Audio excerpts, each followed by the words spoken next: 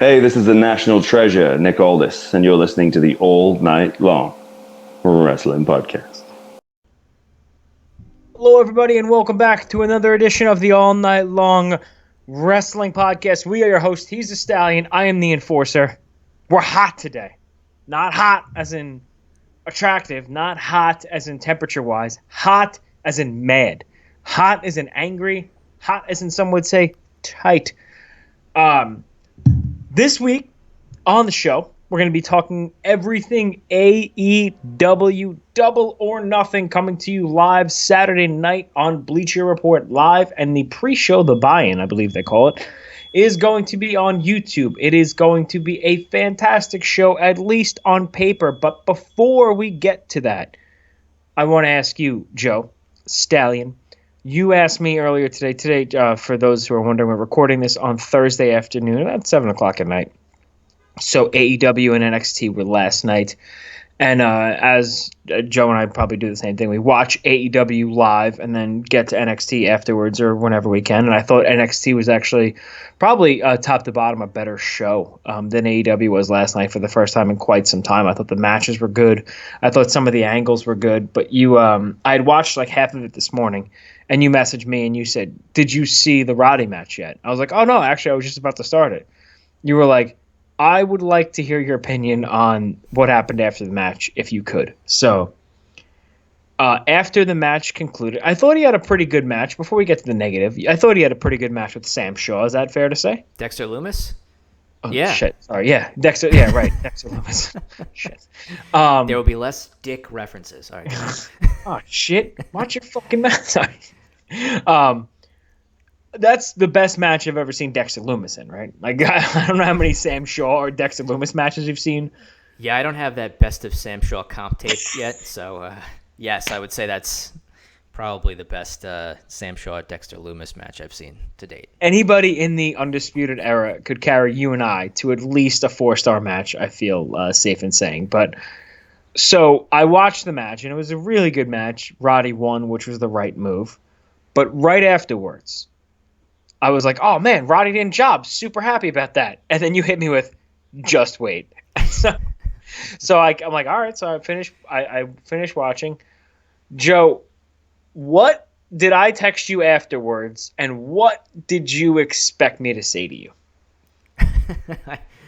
I think you mentioned that the somewhat awkward cut of the video from the Velveteen Dream jumping from the top turnbuckle over the barricade on the outside of the ring to the concrete floor to deliver a flying elbow drop onto Adam Cole, during which they clearly cut the camera angle to, I guess, piece together two different pieces of footage that they had of him jumping off the top turnbuckle and then probably from somewhere much closer and less dangerous to land on Adam Cole. I could have edited that on clip art the way they put that together. I'm so fucking mad at this. Like and what I said to you, and you said, "Yep, that's it." So like that's the thing that whole match and afterwards stuck out to you, right? That's the thing that you remember. Yeah. Unfortunately, I mean, the match itself was okay. I mean, we talked a little bit about the Dexter Lumis being a babyface, kind of being strange, and then him and Velveteen Dream kind of being friends. I think also strange for various. Cool, because Velveteen Dream likes children, and Dexter Lumis is a serial killer. He's over 18. Yeah, so I don't know what the deal is with that. But yeah, and then that elbow drop thing was just kind of like why bother? They could do anything. They've done so many different like gimmicky, type moves with like running through the barricade or, off the stage through a table, like all this stuff. And they had to try this. I guess, I don't know if they were trying to be different or whatever, but I'm pretty sure. Well, they did the same thing with WrestleMania with Baron Corbin, or was it before WrestleMania when they did Baron Corbin and who'd he kill? Who'd he murder? Elias. I think it was on a SmackDown or something. He like punted Elias off of like a something, and then he fell like 10 feet to the floor on concrete. Seemed to be fine a few days later. So I guess, Joe, we got to stop doing shit like this. We got this. This is a bad. This is not a good trend, man. Because it's gonna take away from the guys that are actually doing it. And when these moves happen, like holy shit moves, like No, it's a cutaway. And God knows if there's ever a high spot in the WWE on NXT, whatever, they replay it a million times from 12 different angles. Slow-mo. They do that hot take right before the moment of impact. This, the guy does a springboard Macho Man Savage elbow from the ring over the barricade to Adam Cole in the stands on flat concrete, and we got a half cut, and that was it. Like, come on. It's just, that's the kind of shit that really drives me crazy. Well, that and your favorite segment last week with Timothy Thatcher on the bro dating game, whatever it's called. The Broly-Wed game, I believe, is something along those lines. The Newly Bros, excuse me. Newly Bro game, yeah, with your with whatever his name in the commentary. But I thought NXT was a better show than AEW. Would you agree? The part that I was awake for, I think, was there were a few pieces of NXT that I saw that I did not like. One which we just talked about, and then the Shotzi Blackheart promo, or video package rather. Jesus, which I felt was a little bit too forced. But I guess she's gonna run over me with. I have a second. I'm gonna run everybody over. Yeah, so that seems dangerous. But I guess overall, yeah, from a wrestling perspective, it was good. But I thought AEW had some good stuff on it last night. I know we're gonna get into the pay-per-view here, so. The Phoenix and Orange Cassidy match I thought was good. The closing angle I thought was good, even though I was kind of expecting that or waiting for that to happen, so I thought that was good. I was entertained by the Jake and Arn segment. I know maybe that's not for everybody, but I thought that was pretty good. So they had some good segments, and then of course we talked about the injuries beforehand. Looked like Britt Baker hurt her knee. Phoenix hurt his back or hip or something doing a dive to the outside, and supposedly Matt Jackson hurt his rib doing a dive in the football stadium last night. So I don't know. I guess I don't know. We'll see what happens for Saturday, how that affects the matches. Granddaddy Meltzer seems to think that Baker's probably not going to be ready. Phoenix will be ready, and Matt Jackson, I assume, is probably going to be able to work. I would guess in a 10-man he could probably figure something out. But yeah, I was going to say in a 10-man you could probably work around it. But listen, without further ado, let's get to the show, baby. AEW Double or Nothing. This Saturday, you and I predictions. The last couple of shows, you and I were almost like eerily on the same page. The WrestleMania we did and the NXT show, I think we were pretty close to almost exact on our predictions. So I'm looking forward to see what AEW does. I think there are some matches in here that I truly and I honestly can't predict, and those are the ones that that's cool, and I'm really looking forward to seeing where they stand on that. So without further ado, man, let's get to the show. All right. So there's one pre-show match listed that I can see, which is a number one contenders tag team match for the tag titles, of course. Private Party against Best Friends. This is one of the ones that I'm having trouble predicting too, because Private Party has been relegated to AEW Dark, which is not a bad thing.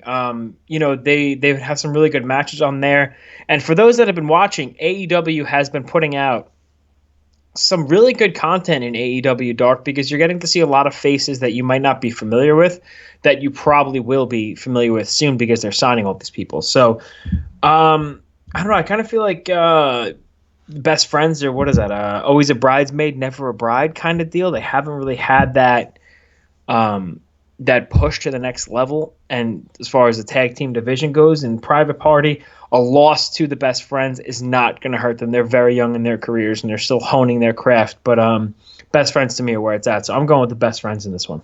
Yeah, I agree with you. And I was kind of having the same or similar thought process, just in the sense that Best Friends had been on Dynamite a lot, especially during the empty arena era, I guess, of AEW Dynamite. So I think that they are deserving of winning this match and getting a tag title shot against Omega and Page at some point in the near future. So that's the pre-show match. Let's go to the main card. There's 8 matches on the main card. Just made last night is Shawn Spears against the not retired Dustin Rhodes. I got Shawn Spears winning this. I think Dustin's job is to kind of put the younger guys over, establish them, and get a good to great match out of a veteran in Dustin who could call a match with anybody and is still in very good shape inside the ring. And he's 50, almost 50 or something like that. He doesn't embarrass himself. The guy works probably faster now than he has in 20 years. And I think we should expect just a very technically sound, well put together, soup to nuts wrestling match. So I think Shawn Spears wins this one. I'm going to go with Dustin Rhodes here for no other reason than it just seems like Spears is, I don't know, he has this continued vendetta against the Rhodes family. He had those matches with Cody. He's been blaming Cody for Dustin getting hurt against Lance Archer. Dustin hasn't been on TV the last couple weeks, so I think this might be a situation where Spears is kind of running his mouth to talk down Dustin, and Dustin comes back and gets a win. So we'll go with Dustin Rhodes on that one. I like that we already disagree, so that's a good start. Let's go to so this match. I don't know if it's going to happen. Obviously, we talked about the Britt Baker injury, but Britt Baker is scheduled to face Chris Statlander on Saturday. So if that match happens, what would be your prediction? Britt Baker, even in a loss like in the 4-way, she lost nothing from it. She's hot right now. She's got, she's fun to watch. Chris Statlander, though, took an L to Nyla Rose, so it's kind of one of those situations where I don't want to see either women lose this one, but I think Britt Baker will probably, if the match does go down, Britt Baker will come out with the W. Yeah, agreed. I think that if it does happen, that Britt Baker would get the win. I think she deserves it. Very close to getting a Britt Baker t-shirt the other day, by the way. So we'll see if that works out. Good news is that's what we're going to be doing on Saturday, as you and I are together, breaking the quarantine. Fuck you, New York State. And, hanging out for Double or Nothing, which I'm pretty stoked about. I guess we'll stick with the women's division here. It's Nyla Rose defending the AEW Women's World Championship against Hikaru Shida.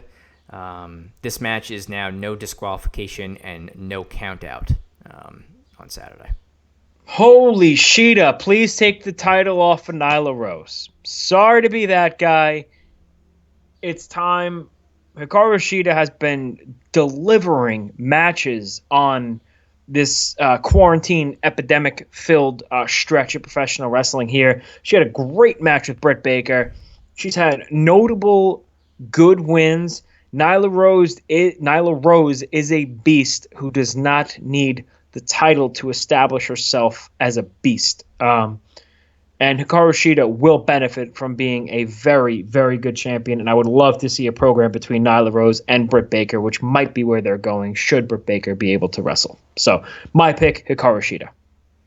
I would like to see that happen. I would. I'm a big fan of Hikaru Shida. She's had a lot of really good and entertaining matches in AEW, which is most of where I've seen her work. But I just have a feeling that it's not they're not going to take the title off of Nyla Rose just yet. This sucks. My prediction or just... No, just that if and when that happens, yeah. I'm sorry. So that's kind of just my feel for it. I think this is going to be one of her... I think this is her second title defense on pay-per-view, and I just kind of... The feel I have is they're going to stretch her title run out a little bit longer and try to make her more dominant until they decide, whoever it is they decide to take the title off of her. So I'm going to go with Nyla Rose. Not for nothing, Nyla Rose, there was obviously trouble in the match that she had with Chris Statlander, and when things went haywire in the 4-way last night after Britt Baker was hurt, things went haywire again. She is capable in the ring, but she's not that, that general in the ring, really, that I feel like Shida is. So I think they got to get the title off her for the good of the division. That's all. Let's go to a straight-up singles match, which they made a couple weeks ago, which was after MJF returned. MJF against Jungle Boy. What the hell's going on over here? Jungle Boy. I feel like something like Jim Ross on this thing. Jungle Boy, Jack Perry. Oh, come on. That's because I said... MJF hasn't lost. Oh, MJF has not lost. I think ever. I think his only loss was in a 4-way match, right, where he didn't even get pinned. Yeah, that's correct. So I'm gonna say that, and Jungle Boy's been on a hot streak, but I'm gonna go with MJF continuing his run here and probably in title contention sooner rather than later. So I'm gonna say MJF. Yeah, I agree. I think I've thought that MJF is gonna win this since they made the match. I did hear someone suggest this morning, I think it was Dave Meltzer, that suggested that this might not be a bad spot to have Jungle Boy get an upset win and that it wouldn't hurt MJF too much, which I kind of agree with. And I'd like to see that because I do like Jungle Boy, as I'm a fan of his, but I think that MJF winning is the right call at this time and to keep building up his heat. So I'm gonna stay MJF. Did you see Wardlow almost eat shit walking up the stairs? I did. Yeah, I did see Wardlow. Brutal. Yeah. And it seems like they're going somewhere with that. See Wardlow versus Luchasaurus. So that's just a big man horse match that I'd like to see at some point too. Let's go to the casino ladder match. So the winner of this match gets a future AEW World Championship match. There are 9 participants. One of them is a mystery participant, so we do not know who the 9th person is. But the other 8 are Darby Allin, Colt Cabana, Orange Cassidy, Rey Fenix, Scorpio Sky, Kip Sabian, Frankie Kazarian, and Luchasaurus. So it's those 8 guys plus a mystery entrant. Who do you think gets the win to get a title shot in the future? You know, it's for the AEW World title. I'm stuck between 3 guys. Now, here's the thing. Do we know what's going on with Pentagon? I thought they said something last night about travel issues. So whether that's really travel issues or if it's a quarantine situation, something along those lines. Okay, so I'm stuck between 2. I wish I had a coin. I would flip a coin. Darby Allin and Scorpio Sky. I feel like I'm leading towards Scorpio Sky. They've been pushing him like crazy. He's had the vignettes on him. I think it's a good position if you want to make him that next level guy where he kind of branches out from SCU. I think this would be the place to do it. So I'm going to say Scorpio Sky gets the win here. Yeah, I'm going to go with Darby. I think they really have something with him. I think they know that. They've pushed him pretty good on TV. He's been losing the matches against the bigger time guys, right? Like Cody. Each of these guys had a match against Jericho when Jericho was the champion. I don't know if Darby's was for the title or not. I can't remember. I think it was. I think Darby had a title shot and Scorpio had a title shot against Jericho. I think Scorpio was the first guy, right? Yeah, I think Scorpio was the first guy to beat Jericho. He beat him in a tag match, and then he earned a title shot. Right, gotcha. But I'm going to go with Darby, and it's partially process of elimination and just partially who I'd like to see them, put a little bit more behind. And, depending on who the champion is, it'd be just, I think either way, I think it'd be a good matchup for Darby. So I'm going to go with Darby in this one. There are a couple of times I've physically seen you jump out of your seat in terms of professional wrestling. I jump out of my seat all the time. I'm a giant mark. Mark is not a bad term. I'm a giant child. I just watched Scoob over the weekend. The couple of times I can remember you physically getting up and jumping up were A, when the Hardys ran out at Ring of Honor when we were there. B was when AJ Styles came out at Royal Rumble. Mm-hmm. I feel like there would be a third occasion this weekend should Orange Cassidy win this match. True or false? Yeah, that's true. That's true. I thought you were going to say if Zack Ryder was the 9th or Matt Cardona was the ninth entrant or something like that. No, not at all. Yeah. Not really interested in that. Who do you think the 9th entrant is going to be now that we're on the topic? I don't know. Just assume if they're going to debut somebody or there's going to be a return of some sort here. So I don't know. Really, I guess I'm just trying to think about who they could do that with, of the guys that have been, Ryback. Nope, not Ryback, not him.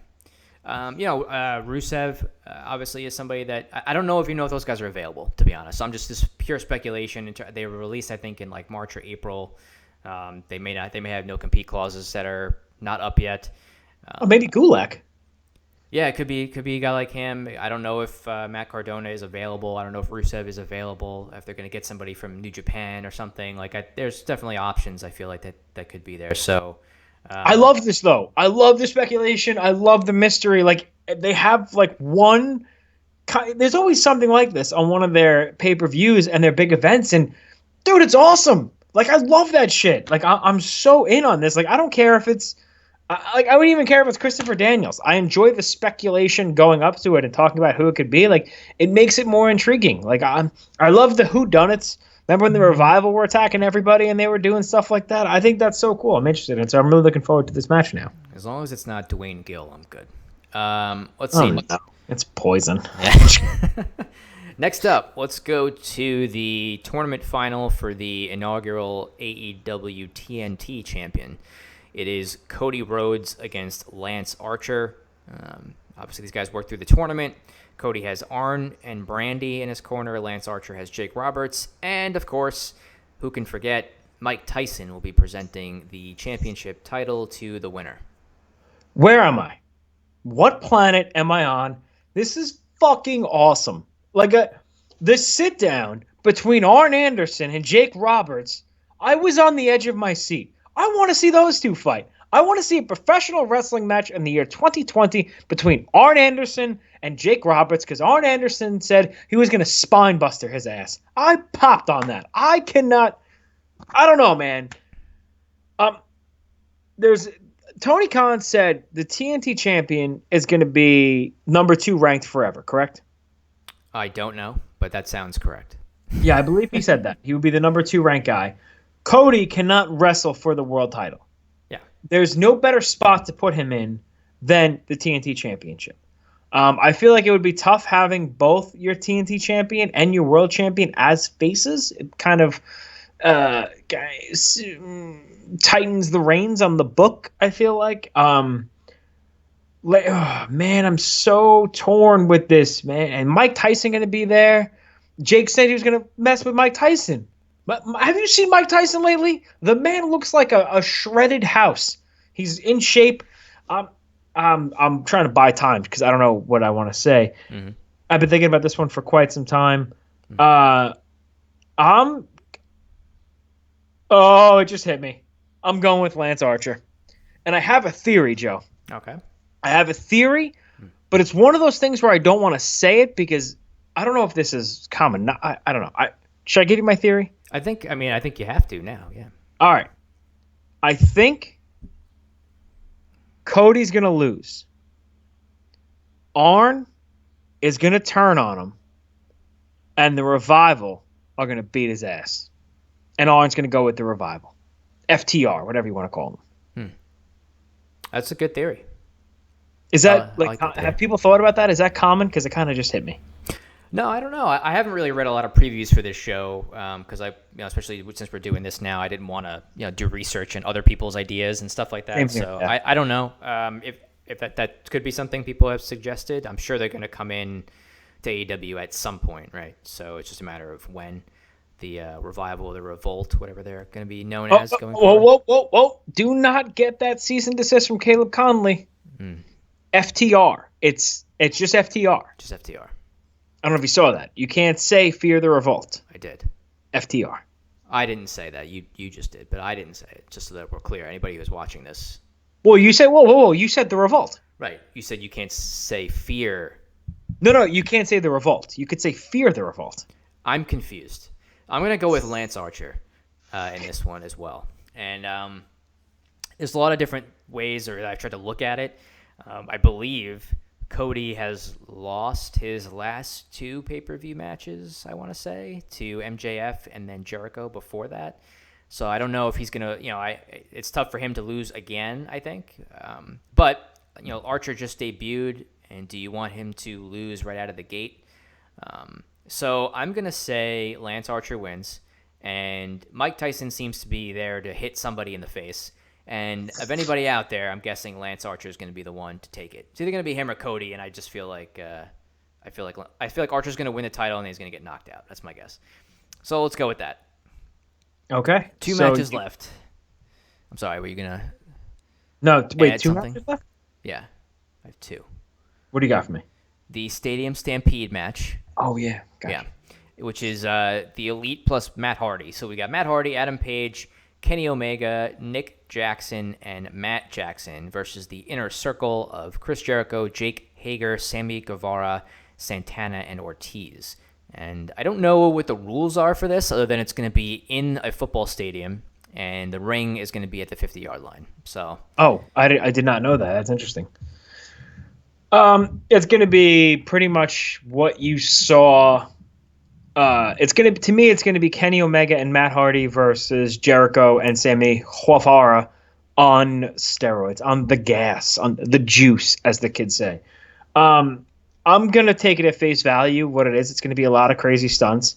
I really can't wait for the jump cuts, too. Like, Matt Jackson's going to jump out of a fucking plane, and then it's going to be, and then he's just going to be landing on people. It's really going to be, it's going to be awesome. I hope it's shot cinematically. I love cinematic wrestling. It's been so good. What's with the face? Why are you making a face? I'm just waiting. No, I'm just waiting for your opinion. Just want to see a lot of. I want to see what Dusty Rhodes used to call it, plunder. Right. I want to see a lot of plunder. I want to see some more Hangman because I haven't seen him in a long time. I thought it was cool to see him when I was watching AEW. Like, I didn't even realize he was running for what seemed like 70 yards. Like, yeah. I'm watching it, and then all of a sudden I was like, holy shit, it's Hangman Page. And he leveled, I think it was Jericho, or no, maybe Guevara with the first clothesline. But it's not going to be Omega versus Okada in a 90-minute match. It's going to be just a garbage match. Or to me, it's going to be like up there with Raven and Big Show and Kane, kind of that kind of thing. And that's fine, because the rest of the match is pretty much, there are no gimmicks the rest of the pay-per-view. So I think it's okay to put that in a spot like that. You're not going to overdo it. And I'm looking forward to it. I think the Elite get the win here. They've been losing a lot. And the only person, however, that I think could suffer a pinfall and be fine with it is Sammy Guevara, because he gets pinned and nobody cares because he's really just so good and so funny. But it'll be a fun match for what it is. But I think the Elite need the win because they've all pretty much been on a losing streak for I don't even know how long. You got to bring them back. You got to bring back the Elite and make them look strong. So I say the Elite. Yeah, I agree. I agree with you. I think I'm going to go with the Elite also. Like you said, they've been away for a little while.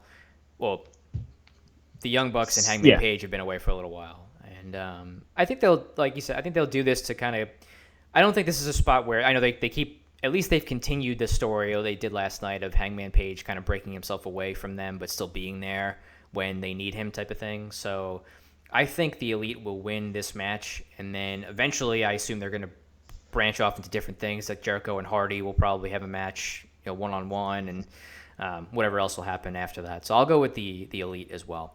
And then the last match we have is the AEW World Title match. Jon Moxley against Mr. Brodie Lee. Breaking news, by the way. It was tweeted as we were on the air. AEW posted, Chris Stat versus Britt Baker is going to be a war. Watch these two athletes clash this Saturday at Double or Nothing. So it seems like Britt Baker may have actually gotten cleared. They just posted it 3 minutes ago. Oh, okay. So, good news. Yeah, I guess either that or they'll come up with something, maybe some sort of cinematic special that you like, and they'll do some sort of backstage brawl and have it be a situation where Statlander, hurts her knee and it's going to be wild and crazy and all that stuff. This is what you wanted. I want just Firefly fuckery all the time. That's really what I want. Just bring it on. Mr. Brodie Lee versus Jon Moxley. Man, oh man, oh man. I heard Brodie Lee on Busted Open. I think I sent it to you. And I didn't, without seeing a video, never in a million years would I have expected that to be what Brodie Lee sounds like. I mean, I've seen him cut promos and shit like that, but hearing him talk, he was just like a really well-spoken, very likable, confident guy. I think the cult gimmick, it's not over the top like the Wyatt family. It's somewhere, or David Koresh, but he's kind of the de facto leader and makes the other guys bow down to him. So he's somewhere between David Koresh, and Vince McMahon, and Bray Wyatt. He's some combination of all of them. That's good. I don't think you can have Moxley lose, but you can have Brodie Lee lose. It's a real tough. It's a real tough match to call. Moxley has done really good stuff as champion. He's had some good matches. He has, of course, with the COVID-19 Corona Mania running wild, it's thrown a monkey wrench in things. But I could easily see Brodie maybe a DQ or something. But AEW doesn't really do DQs, so right, yeah. It's going to be a clean pin. I just don't. You know what? I'm talking myself out of it. I don't see them pinning Brodie Lee right now. So I think we might have a new AEW World Champion in Brodie Lee, Joe. I'm going Jon Moxley.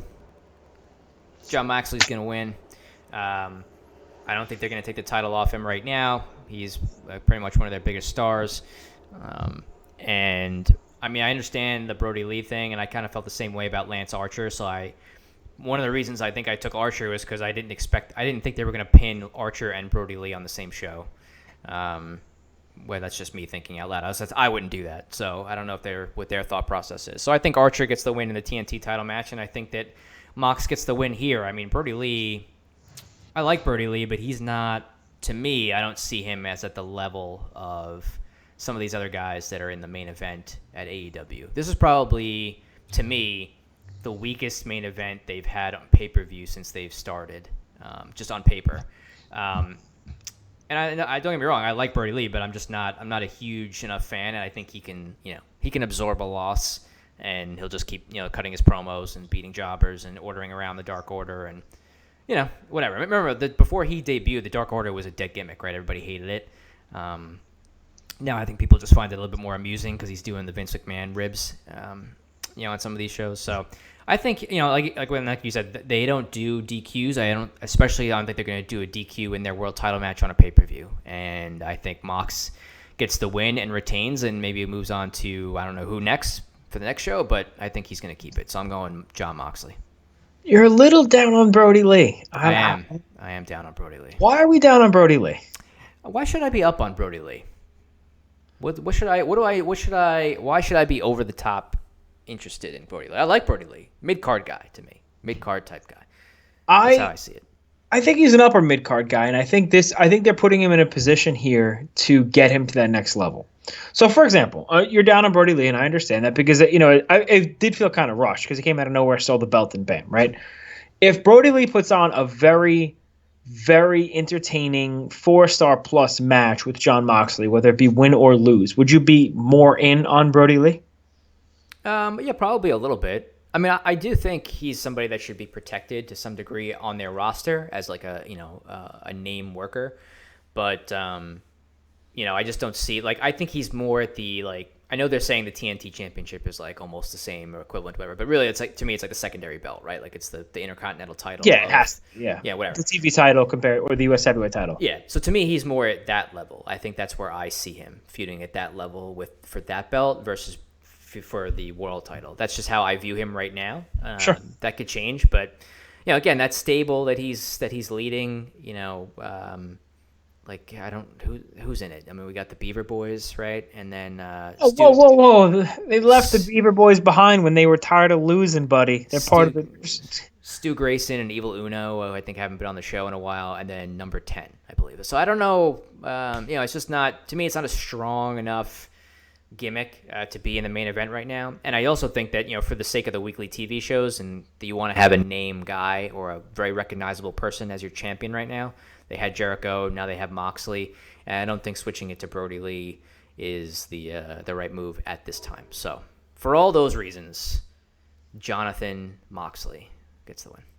I think I completely agree with what you're saying, and I think it was kind of a rush job to put Brodie Lee into the main event, but I think they were kind of handcuffed in terms of options.